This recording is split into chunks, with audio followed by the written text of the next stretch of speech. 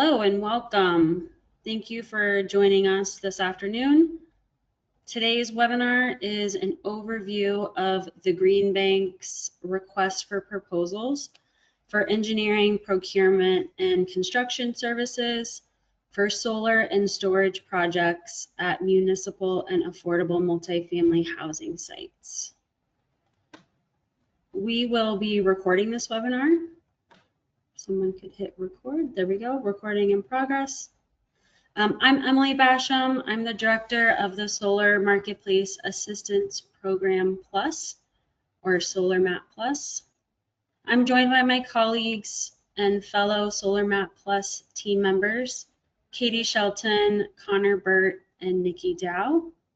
And we will be running through the slides today to cover this RFP. Next slide, please. For today's agenda, we will give an overview of the RFP, some background of the Green Bank and the SolarMAP Plus program. We'll share the sites that we're including in this portfolio, some highlights of this specific solicitation. We'll provide some information on the modules the Connecticut Green Bank procured for this portfolio. We'll share an overview of an additional pricing request for battery storage systems at select sites. We'll give an overview of the applicable incentive programs that these projects will participate in. We will share what should be included in an effective proposal. And we'll also share our site visit schedule and provide a link to register for them. And we do have a Q&A feature for this webinar, so please feel free to include any questions in the chat, and we will either answer them on the chat or follow up with them at a later date.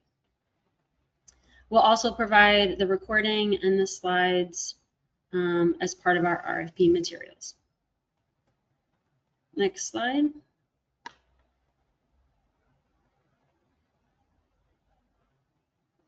So quick introduction to the Connecticut Green Bank. We are a quasi-public state agency. We're the nation's first state-level green bank. We were established by the legislature in 2011 with the mission to confront climate change by accelerating investment in Connecticut's green economy. We do that by leveraging limited public dollars to attract multiples of private dollars into the green economy here in the state. And these investments are channeled through our financing products and our programs. Next slide.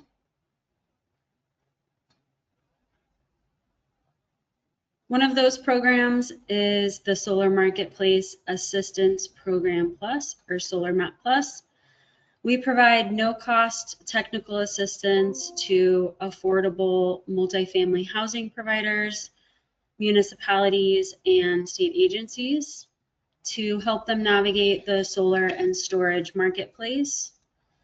We provide our development services, our financing products, and we coordinate the incentives and contractors. Our goal really is to provide support to these market segments who might need a little more assistance for one reason or another, and to bring more projects to the market than would otherwise happen. And we do that through partnership with our robust EPC network serving Connecticut. Next slide. So through SolarMAP Plus, we are working directly with the property owners to identify sites and do technical diligence and find properties that are feasible for solar and storage projects. Once the property owner selects which sites they want to move forward with, our team aggregates those projects into a portfolio, and we issue requests for proposals from our contractor network to build the projects. Once we run the solicitation, We execute financing agreements directly with the sites, whether it's a lease, a loan, or a power purchase agreement. And we also execute an EPCA with our contractors to build them. Next slide. For this RFP, we're running a solicitation for EPC services for 2 types of projects, affordable multifamily housing and municipal. We are requesting solar proposals for all projects that are in the portfolio. We're also requesting solar plus storage or individually priced storage proposals for a subset of projects in the portfolio. And we're also requesting secondary pricing for these project scopes with prevailing wage requirements included. So that's the outline of what we're requesting, and I will pass it over to my colleague Katie to go over the projects in the portfolio. Thanks, Emily. Good afternoon, everyone. My name is Katie Shelton. I serve as a Senior Manager of Market Engagement for the SolarMAP Plus program here at the Connecticut Green Bank. As Emily mentioned, this portfolio is a cross-sector RFP, including projects that are for municipal facilities, as well as affordable multifamily housing sites. In total, the portfolio is just over 7.6 megawatts DC with 19 total projects. It's 8 municipal projects totaling about 4.6 megawatts in size and 11 total affordable multifamily housing projects totaling about 3 megawatts. As Emily just mentioned, we are going to be soliciting select proposals for solar and battery storage. Battery storage proposals will be at 2 municipal sites and then 3 affordable multifamily housing sites. It is a portfolio of projects that include rooftop, carport, and ground mount installations. The project type will be identified on both the site report or desktop review, as well as an overview included in Exhibit B, which we'll provide an overview of here in just a few moments. It's important to note that respondents are not required to respond to all projects. You can select a few projects out of the portfolio to submit a response on. You can focus on municipal only projects or affordable multifamily housing only projects. It's completely up to you whether or not you respond to the entire portfolio or a select number of projects. Next slide, please. On the screen here is an overview of the affordable multifamily housing projects included in this portfolio. Again, it is 11 total projects totaling about 3 megawatts in size. Smallest project is 61 kW DC. Largest project is 875 kW DC, and a wide range in between. As noted here on this screen, we've identified the 3 projects for affordable multifamily housing that will include battery storage, which includes 55 Nye Road, which is a new construction project, John Fitch Court, as well as Southwest Terrace Apartments. Next slide, please. And for the municipal overview, the municipal portfolio is 8 total projects totaling, again, about 4.6 megawatts in size. It is broken up between projects that will be included in the school carve-out and then a few municipal sites that will participate in the standard NRES program. Of this subset of projects, we are soliciting battery storage for 2 of the sites, which are Ridgefield High School as well as Brantford High School for battery storage. Next slide, please. As you run through the RFP materials, once they are published, there's a few areas that we wanted to point out to spend your time reviewing.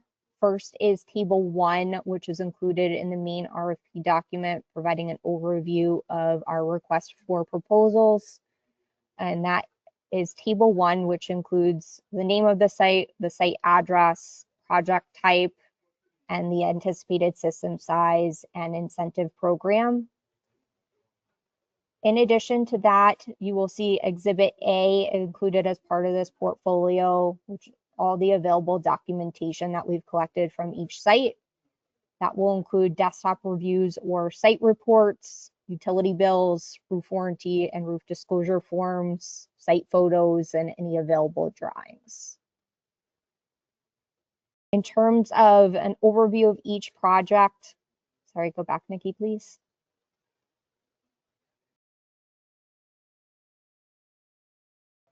Sorry. No worries. In terms of each individual project, that she's going back to the slide here, we've solicited both a desktop review and site report for select sites. The desktop review is a high-level overview of system size, production, and installation type for a specific facility. For sites where a technical site visit has occurred, we've also included a more formalized site report, which will have more detailed information, including existing electrical equipment, and an overview of the project type. We are recommending that respondents to this RFP do complete technical site visits. We'll be providing an overview of this schedule here towards the end of today's presentation. But we highly recommend that respondents field verify all existing conditions before providing a response in this RFP. Next slide, please. In addition to Table 1 and Exhibit A, we are also including Exhibit B, which is a site overview table. All of the pertinent site-specific information will be included in Exhibit B.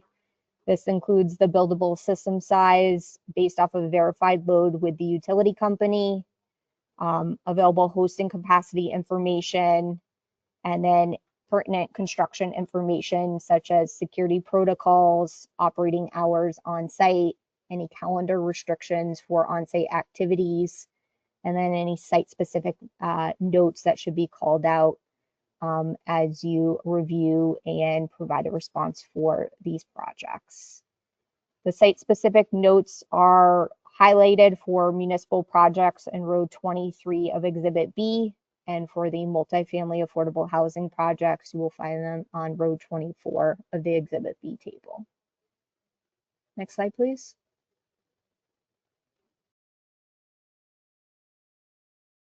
We wanted to flag for all respondents in this RFP to please review Exhibit F, which is the spec sheet for modules that have been secured for this portfolio of projects.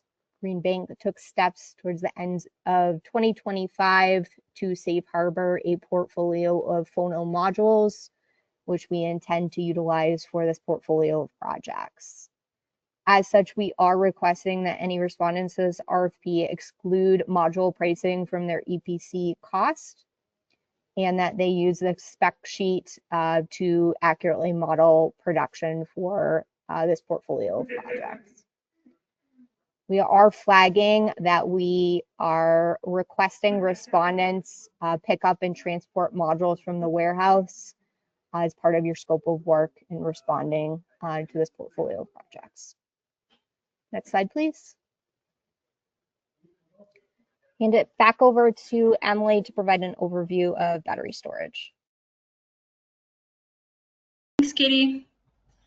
So in addition to the standalone solar PV proposals, the Green Bank is also seeking comprehensive proposals that pair solar with battery storage or individual storage proposals for a subset of the projects. Those are designated here in Table 3. We've got 3 affordable multifamily sites and 2 municipal sites, which are both schools. So proposers can submit a solar only, a solar and storage, or storage only proposal. If you're submitting an individual technology, proposers should be prepared to work with the awardee of the accompanying technology. And the objective here is really to integrate battery storage to the solar projects and maximize participation in the energy storage solutions program, while also providing resiliency to the site, ensuring that each of the facilities can maintain critical operations during a grid outage. Next slide. And here I just wanted to highlight what we are requesting for a proposal for battery storage. First, we're requesting the system specifications and costs, and that will be provided through our Exhibit G. So we have a template here where you would populate all of the information about the inverter and battery size, the make and model, estimated backup, the year one demand savings and O&M costs, and any pricing and scope for the DERMS integration and the battery management system. So there's fields for all of this information in the exhibit. We're requesting a preliminary single line diagram. So this would be non-PE stamped, really to show us the layout of how the system is, including the PV array, the metering configuration, the transfer equipment, the generator if there's one on site, and how it connects to the facility or the selected loads. Next, we're also asking for a short narrative providing the proposer's qualifications, an explanation of how the storage system operates during an energy storage solutions dispatch event, and also how it operates during a utility outage, and an explanation of how the storage integrates with the generator and the existing conditions on site. We're also asking for a project scope and a template contract. And so proposers can speak to their qualified services for battery storage and also offer up a template contract that's commensurate with those proposed services. And lastly, we're asking for a schedule. We also provide an exhibit that is a template schedule with different milestones that we would look to understand the timeline for. Next slide. And I'll pass it back to Katie to do an overview of the incentive programs. Thanks, Emily. As this is a cross-sector RFP, we just wanted to make everybody aware of the applicable incentive programs that will apply to the specific subset of projects included in this portfolio. For all of the multifamily affordable housing projects included in this solicitation, projects will take advantage of the Residential Renewable Energy Solutions Program, or RES, specifically in the multifamily affordable housing carve-out. For the municipal projects, the incentives will be broken up between traditional NRES and then the NRES school carve-out for the school facilities. And then for the battery storage component of these projects, we will be looking to take advantage of the Energy Storage Solutions Program incentives. We do recommend that all respondents be familiar with the incentive program that is applicable to a specific project and understand the requirements and program rules therein. Next slide, please. Anybody who's not familiar with the Residential Renewable Energy Solutions Program, or RES, for multifamily affordable housing, we will provide a high-level overview here. I definitely recommend reviewing the RES program manual and making sure that you feel comfortable with the parameters for each individual project. High level, projects are to be designed front of the meter that are included in the affordable multifamily housing carve-out of the RES program. This is extremely important that respondents understand that all projects will be utilizing the buy-all, sell-all tariff. A site may have one or multiple points of interconnection. We have confirmed this with the utility company, and it's also outlined in the RES program manual. Key component of the RES program for affordable multifamily housing is that the interconnection application and incentive application are submitted as one together to the utility company.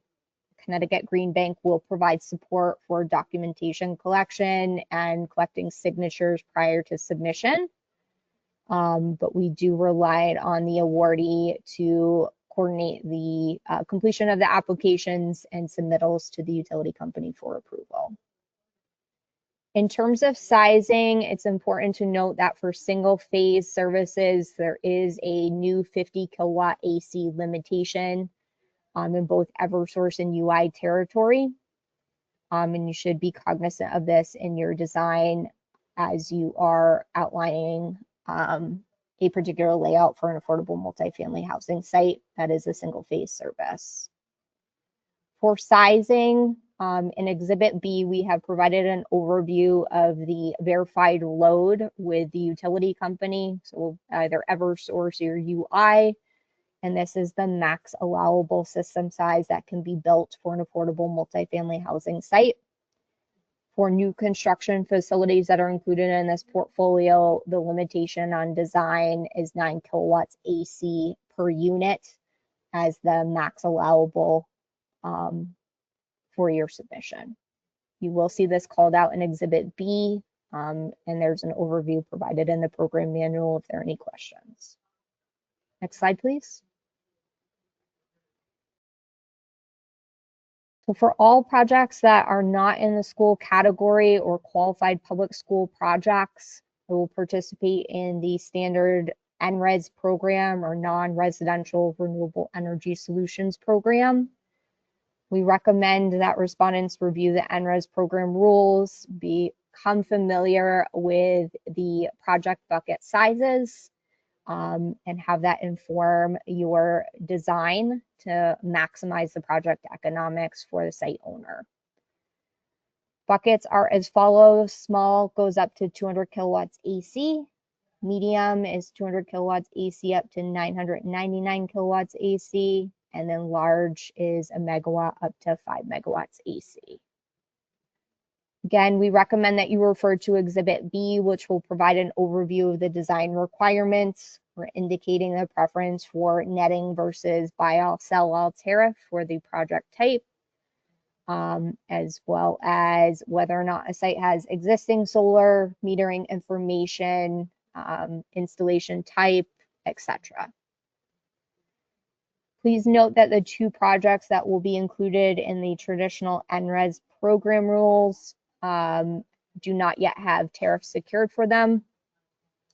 Because the auction cycle has changed for this year, with the queue already being open and unknown whether or not it will remain open through the August term. If the queue is fully allocated, Green Bank would anticipate submitting those two projects in 2027. If it remains open after this RFP closes, Green Bank would intend to submit before the end of this year. Next slide, please.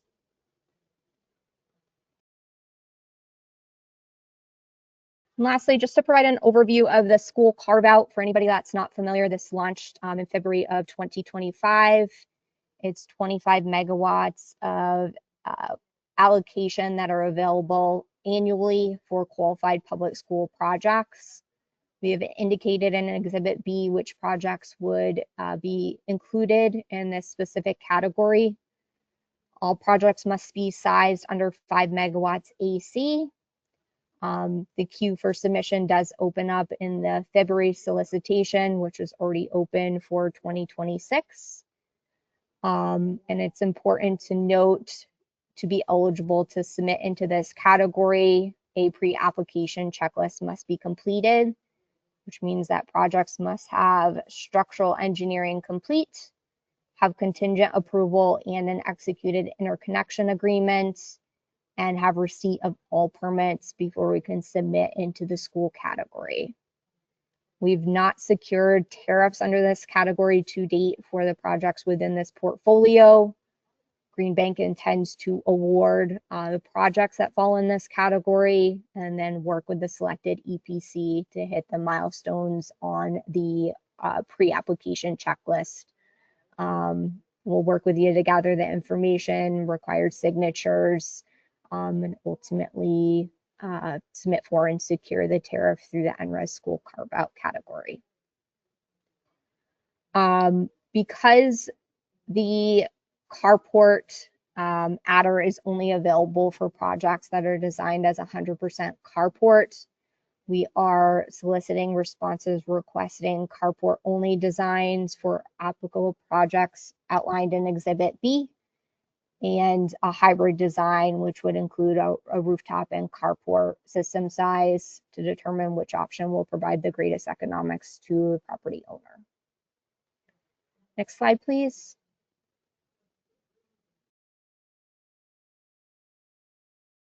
Hand it over to my colleague Connor Burt to run through the proposal requirements. Thanks so much, Katie. And hello, everyone. Next up, we're just going to talk through a couple proposal requirements that we want you to keep in mind when you submit to this RFP. For starters, we ask that you please review the full RFP and all associating exhibits. And in general, any prior Green Bank proposers are able to actually omit at certain sections unless you're hoping to update any information that you've previously submitted into the RFP. And we also grant this ability to omit certain sections to proposers who are eligible contractors at the Green Bank. And this information is laid out in the RFP, but in general, you're able to omit qualifications, references, financials, any pending litigation, and information such as that. But for people who will submit minimum qualifications, we ask that you give information regarding installation history. So for solar, we ask that you've installed 3 commercial PV systems of at least 50 kilowatts DC in the last 18 months, or under the same time frame, 20 systems of 6 kilowatts or greater DC. For anyone submitting for battery storage proposals, we ask that you have at least 1 battery storage system installed under your belt. In addition, we ask for financial capacity and that you be in good financial standing with the Green Bank. We ask that you have a E1 electrical license in Connecticut. And for any battery storage proposers, we ask that you are ESS eligible at the time of the award. But for everyone, actually, well, some of these requirements will not apply to prior Green Bank proposers. But in general, we ask your proposal must include a corporate overview, team and experience as general qualifications. But for everyone, we ask that you include a scope and a schedule, so some project narrative and schedule. And for battery storage projects, please include any ESS milestones if applicable. We ask that you provide a system design, including a layout, any equipment specs, your internet connection approach, any trenching, tree removal, if any, a production model, so a helioscope or PV syst, following standard assumptions. And you'll see as an exhibit, we've attached certain assumptions that we ask that you follow when submitting that production model. And then for pricing, we ask that you submit a completed Exhibit G, and as covered earlier, please exclude module procurement from that exhibit as a line item. You'll see it says on the exhibit, do not include. And we also ask and encourage you to submit any pricing, including prevailing wage as an alternative. So some key technical requirements, please maintain a DC-AC ratio of less than or equal to 1.5 for all systems. For solar submissions, please comply with the requirements laid out by Katie in the previous slides for all incentive programs, so RRES, NRES, school carve-out, and any additional utility requirements that have been flagged. For battery storage systems, please meet all ESS technical and operational requirements, including all outage operation.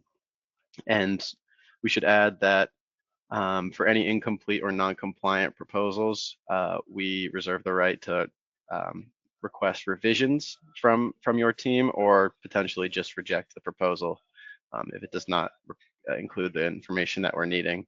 And all evaluation criteria will be provided in Table 3, which is you'll find in the RFP document. Next slide.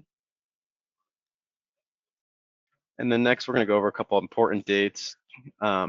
So next week, February 18th, 19th, 20th, and then the following week, 23rd, we will hold site visits. We require registration for site visits, and there's a link on the screen, but I'm not sure if it's accessible by you all at this point. I think maybe one of my colleagues will drop the link in the chat.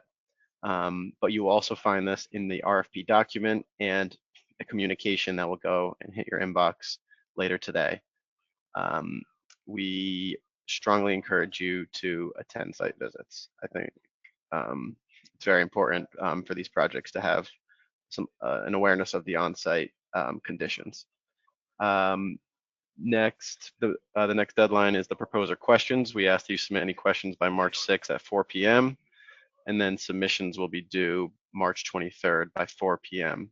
And any proposals and questions should follow, should be submitted to the rfp@ctgreenbank.com email, and we ask that you follow the subject line on the screen. Next slide. So here's an overview of the site visit schedule. Again, this will be provided to you in the RFP document, and you will be able to see it on that registration form. One important flag, our project manager, Nikki, will be on site for these site visits, escorting you from site to site. And it is often time that we run ahead of schedule for these site visits.